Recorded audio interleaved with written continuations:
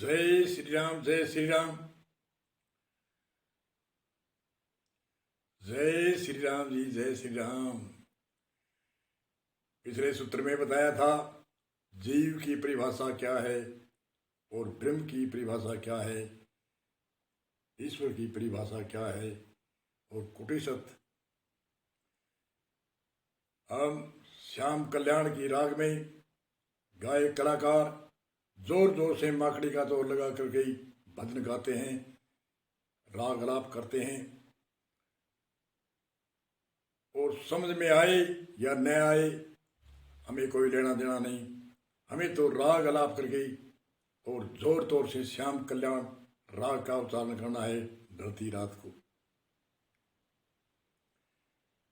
एक संत की यति है, माई मारे मिंद्र में ठाकुर चार, जीव ईश ब्रह्म और कुटिशत ठाकुर चार प्रकार। जीव ईश ब्रह्म कुटिशत ठाकुर चार प्रकार। इन चारों में दो यथार्थ कलिपत दो विचार। दो तो यथार्थ है, हमेशा रहने वाले हैं। यथार्थ का मतलब मूल ज्ञान, यथार्थ सदा अटल इकट्ठे, कभी नाश नहीं होता, कभी बदलता नहीं। इन चारों में दो यथार्थ कलिपत दो विचार। ब्रह्म कुटिशत दो यथार्थ और कलिपत दो विचार। ब्रह्म और कुटिशत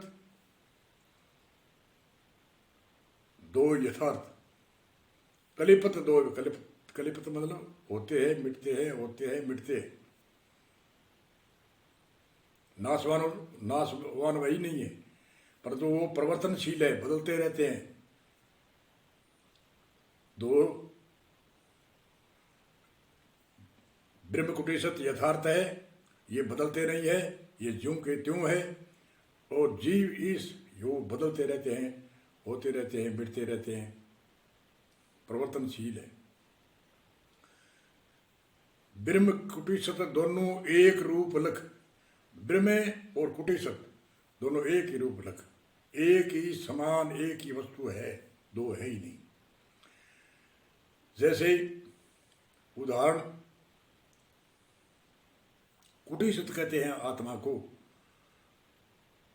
कुटिशत मतलब जैसे बार का एक उदाहरण तो है, जैसे एर्ण पर अनेक हथियार घड़ीते हैं। एर्ण जो लोह का एक एर्ण होता है, घण कहते हैं उसको, एर्ण कहते हैं। उन पर अनेक हथियार घड़ते हैं, कसी खुदाली दांती अगल अनेक हथियार लोह के। और कुटिशत ज्यों एर्ण है वो ज्यों का त्यों रहता है। इसी तरह से ये आत्मा ज्यों की त्यों रहती है।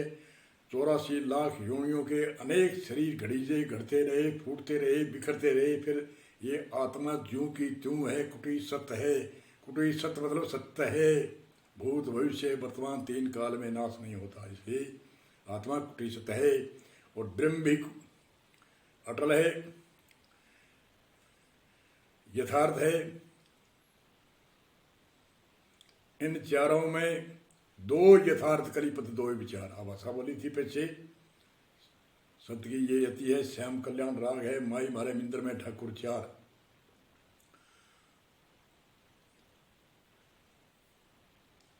जीव इसके लक्ष्य स्वरूप को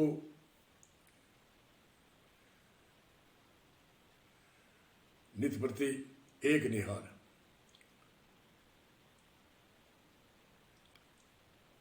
इन चारों में दो यथार्थ कलिपत दो विचार। ब्रह्म कुटिशत दोनों एक रूप लख, जीव ईश परिहार। जीव ईश के लक्ष्य स्वरूप को नित्य प्रति एक निहार, ये दोनों को एक निहार। अचल राम वेदांत बतावे, ये निश्चय कर उद्धार। ये वेदांत जो वेदों का निचोड़ है, उपनिषदों का निचोड़ है, वेदों का ज्ञान कहो, वेदांत का ज्ञान कहो, चाहे आत्मज्ञान कहो, इनका एक निचोड़ है संत ऋषि मुनियों का। कुटिशत आत्मा और ब्रह्म एक ही रूप है। जैसे बाहर का आकाश और मठ आकाश। मठ आकाश जो हमारे मठ मकान के अंदर जो आकाश होता है वह आकाश और बाहर का आकाश अलग नहीं है। दीवार की उपाधि से वो मठ आकाश कहते हैं हमें, और न वो आकाश कोई मकान बनाने वाला मोल जाता है, वो अपने आप ही यहाँ पहले भी व्यापक है। और अगर जो दीवार तोड़ दी चारों और वो कोई डब्बा नहीं रहता, आकाश का डब्बा नहीं रहता, जैसे आकाश महाकाश है उसमें आकाश में आकाश, और न उसको वो आकाश में ऐसे महसूस होता कि ये अलग आ गया भी। इसलिए हमारे शरीर में व्यापक है, अन्नात्मा में व्यापक है, इसे कुटिशित कहते हैं, आत्मा कहते हैं। और यही आत्मा और परमात्मा में कोई अंतर नहीं है। परमात्मा सोई आत्मा ऐसे कह दो, चाहे कह दो परमात्मा है वही आत्मा है, आत्मा है वही परमात्मा। आत्मा सो परमात्मा कह दिया तो एक ही बात है, आत्मा है वो ही परमात्मा है, परमात्मा है वही आत्मा है, अलग नहीं। इसलिए संतों के माया वशिष्ठ को ईश्वर कहते हैं। परमात्मा की ब्रह्म की सत्ता से जो माया की शक्ति है, जिससे उत्पत्ति होती है, जिससे ईश्वर जो शक्ति जो परमात्मा की रचता है, उसे एक ईश्वर शक्ति के नाम से उपाधि दी है। ईश्वर ये है, ईश भी कहते हैं। माया वशिष्ठ को ईश्वर कहते हैं, अविद्या वशिष्ठ को जीव कहते हैं। जीव के विशेषण है अल्पज्ञ है, अज्ञान है, अविद है, चिरविद है, ऐसे ऐसे विशेषण है। और इस ईश्वर के विशेषण विशेष है, अटल है, क्योंकि परमात्मा की वो सत्ता है।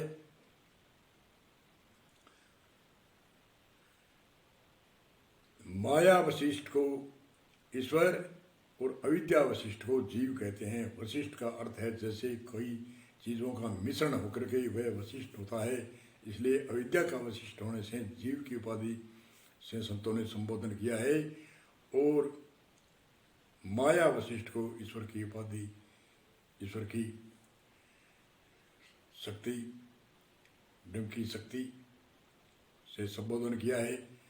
परमात्मा के अनेक नाम है, अनेक गुण विशेषण से उनको अलग अलग नामों से हम पुकारते हैं। हमारे संतों ने, ऋषि मुनियों ने जो शब्दकोश में, डिक्शनरी में, आदि आदि में शोध करके जो गुणों के विशेषण से नाम रखे हैं, वो नाम इकट्ठे है, वो कटते नहीं है।